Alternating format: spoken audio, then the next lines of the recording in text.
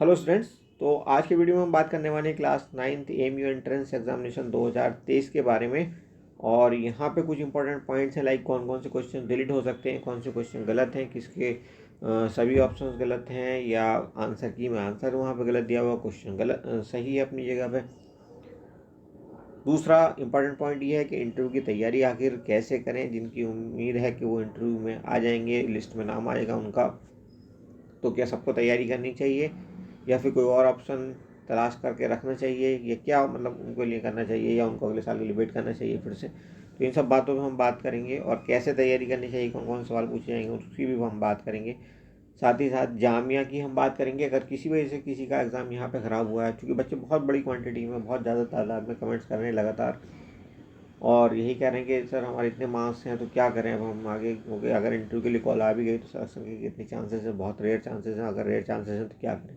तो उनके लिए एक अच्छा ऑप्शन है, अभी जामिया की टाइम है, जामिया का टाइम है, आप फॉर्म भर सकते हैं फटाफट, और फॉर्म भर के अपना ईयर बचा सकते हैं। जामिया भी अच्छी यूनिवर्सिटी है, और वहाँ पे भी आप एडमिशन लेकर के अच्छे से पढ़ाई कर सकते हैं। साथ ही साथ आप 11th में वापस एएमयू चाहते हैं तो आप वापस आ सकते हैं, आपका ईयर भी बच जाएगा और आपको एक अच्छी जगह पढ़ने का मौका भी मिल जाएगा। तो ये जामिया बुरा ऑप्शन नहीं है कहीं से भी, और जिसका भी एग्ज़ाम थोड़ा सा भी ख़राब हुआ इस टाइम, अच्छी तैयारी उसकी है, थोड़ा सा रिवीजन मारेगा वो फट से जामिया में चांसेस बहुत ज़्यादा बढ़ जाएंगे उसके सिलेक्शन होने के। तो जामिया को आप बिल्कुल अपना करके रखिए, ये अच्छा ऑप्शन है। फटाफट आप फॉर्म फिल करिए। इसकी लास्ट डेट आई थिंक 3 अप्रैल है, एक बार और चेक कर लीजिएगा हमारे टेलीग्राम ग्रुप वगैरह में जाकर के लास्ट डेट क्या है। आई थिंक स्कूल की 3 अप्रैल है। उससे पहले पहले आपको ये काम निपटा लेना चाहिए, बल्कि आज या कल में ही निपटा लेना चाहिए, क्योंकि 3 अप्रैल को तो जनरली साइट हैंग हो जाएगी और आप फॉर्म कंप्लीट नहीं कर पाओगे। ओके, अब चलते हैं पॉइंट नंबर 1 पे। यहाँ पे कहा गया है क्वेश्चंस कौन कौन से डिलीट होने वाले हैं या हो सकते हैं, या किनको चैलेंज किया जा सकता है। तो देखिए क्वेश्चन नंबर 3 में जो ऑप्शन दिया हुआ है वो गलत दिया हुआ है, सी आई थिंक दिया हुआ है इसमें, जो कि सी नहीं होना चाहिए, उसका ऑप्शन ए होना चाहिए।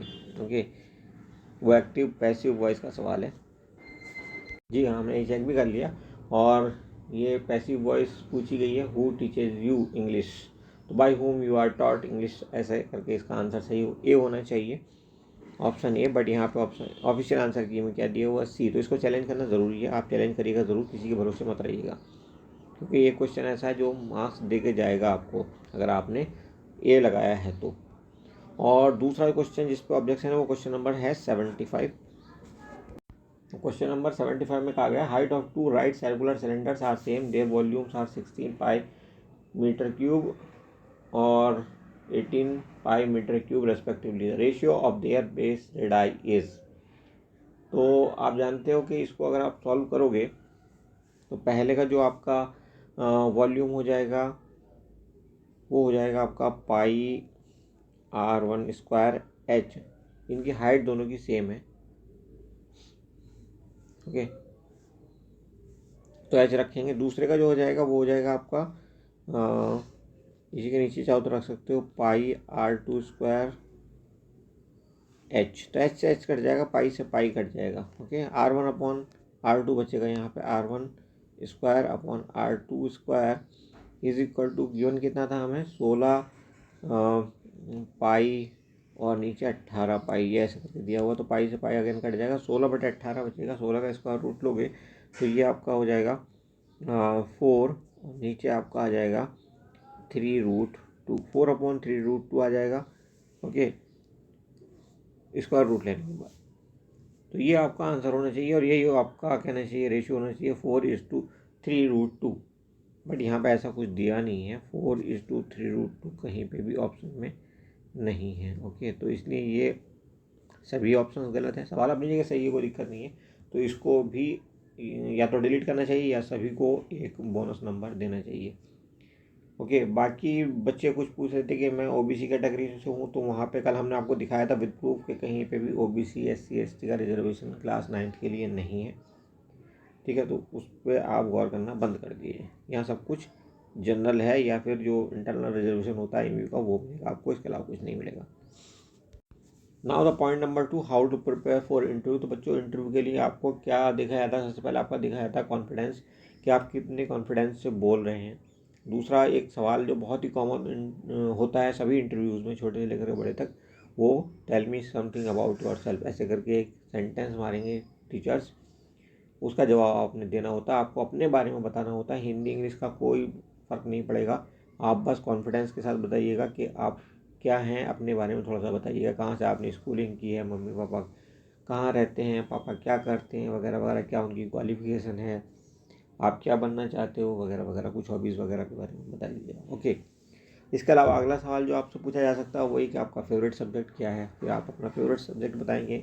उसमें आपसे पूछा जाएगा उसमें कौन सा टॉपिक सबसे अच्छा है आपको लगता है वगैरह वगैरह।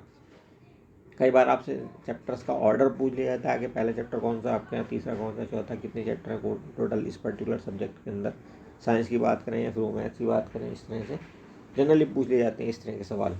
और बहुत अगर डेप्थ में जाकर के आपसे टीचर पूछेगा तो फिर आपसे कोई पर्टिकुलर सवाल पूछ लेगा किसी चैप्टर से, जैसे आप कहोगे मुझे साइंस बहुत पसंद है तो हो सकता है वो आपसे साइंस से रिलेटेड कोई सवाल पूछ ले। ओके। या आप कह दो कि मुझे तो ये पर्टिकुलर बायोलॉजी बहुत पसंद है तो हो सकता है बायोलॉजी के कोई चैप्टर से आपसे कुछ पूछ ले। आपको केमिस्ट्री बहुत अच्छी लगती है तो वहाँ से हो सकता है कोई सवाल आपसे पूछ लिया जाए, मैथ्स से रिलेटेड कोई सवाल कुछ भी जो भी आपको फेवरेट लगता है, जो आप फेवरेट बताएंगे उसमें से सवाल पूछने के चांसेस बहुत ज़्यादा हैं। तो ये सब आप तैयार करके रखिएगा। अगर हो सके तो अभी जो आपने पढ़ा है उसको रिवाइज़ करके रखिएगा अच्छे से, 2-3-4 बार जितना भी टाइम आपको मिलता है उसको रिवाइज़ लगातार करते रहिए। वो आपको इंटरव्यू में भी काम आएगा, क्योंकि सवाल तो ज़रूर से भी आएंगे। ये 4-5 सवाल जो हमने आपको बताए ये तो पूछे जाएंगे ही पूछे जाएंगे, लेकिन वो आपसे कहीं से भी कोर्स सिलेबस के अकॉर्डिंग पूछ सकता है एग्जामिनर, उसको आप रोक नहीं पाएंगे। इसलिए आप तैयारी अच्छे से करें, लगातार मॉक टेस्ट देते रहें। अगर आप मॉक टेस्ट किसी कोचिंग में जा कर के नहीं दे सकते तो आप घर पे अपना रूम बंद करके लगातार प्रैक्टिस करते रहें। अगर आप ऐसा करेंगे डेफिनेटली आप बहुत अच्छा परफॉर्म करेंगे इंटरव्यू में। अब इसका जो सेकंड पॉइंट है, who should prepare for interview, तो आप ये देखिएगा कि हमने कहा था कि जो बॉयज़ कैटेगरी में अगर 64 नंबर कोई बच्चा लाता है, ये गर्ल्स कैटेगरी में 56-57 कोई बच्ची लाती है, तो अब इन बच्चों के लिए शायद दिक्कत क्या है, इनके लिए इंटरव्यू के लिए कॉल आने के चांसेस बहुत ज़्यादा है। अगर किसी 64 वाले बच्चे के इंटरव्यू के लिए कॉल आ गई तो आपने देखा था बॉयज़ कैटेगरी में 82 थी लास्ट ईयर कट ऑफ, वो बिल्कुल ऑफिशियल थी। ऑफिशियल कट ऑफ एमयू देता नहीं है, लेकिन आपको बताया गया था, कल का वीडियो आप देख लेना कि वहाँ पे आरटीआई लगी थी, जिसके जवाब में ये पता चला कि जी 82 जो है वो बॉयज़ की लास्ट कट ऑफ थी, यानी कि लास्ट बच्चा जिसका सिलेक्शन हुआ था क्लास 9 में उसके 82 मार्क्स थे बॉयज़ कैटेगरी में। तो आप समझ सकते हैं अब अगर इस बच्चे को जिसका 64 के लिए इंटरव्यू के लिए कॉल आ गई, उसे 82 तक पहुँचने के लिए कितना जोर लगाना पड़ेगा। वो पूरी तैयारी करेगा, 15 नंबर मैक्सिमम इंटरव्यू में मिलेंगे तो मैक्सिमम 79 पे पहुँचेगा, तो बहुत रेयर चांस हो जाएंगे उसके कि उसका सिलेक्शन हो।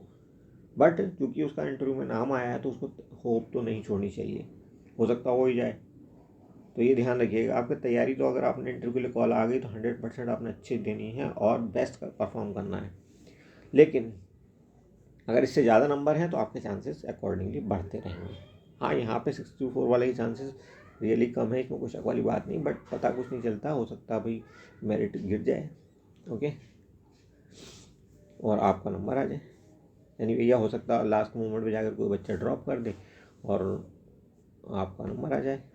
ओके, तो चलिए एनीवेज अब बात करते हैं गर्ल्स की। गर्ल्स में अगर कोई बच्ची 57 नंबर पे है और उसको 15 नंबर इंटरव्यू मिल जाते हैं, वो बहुत अच्छी उसने तैयारी की है, 15 नंबर उसे लाने चाहिए मेरे ख्याल से। तो हर किसी को कोशिश करनी चाहिए 15 नंबर लाने की। हालांकि कभी बच्चों को 15 नंबर मिलते हैं, किसी को 12, किसी को 10, किसी को 11, किसी को 13 ऐसे नंबर मिलते हैं जनरली।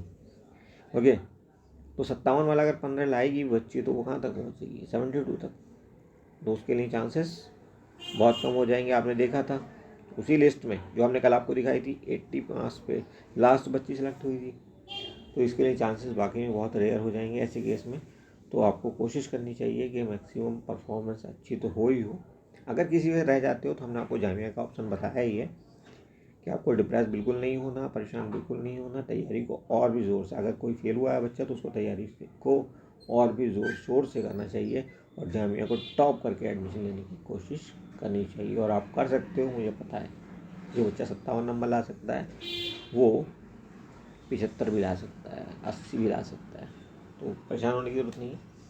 आपको बस हौसला रखना है और कोई दिक्कत हो तो आप कमेंट कर सकते हो। नंबर हमने ऑलरेडी पहले भी कई बार शेयर किया है, फिर से आपके साथ शेयर कर देते हैं।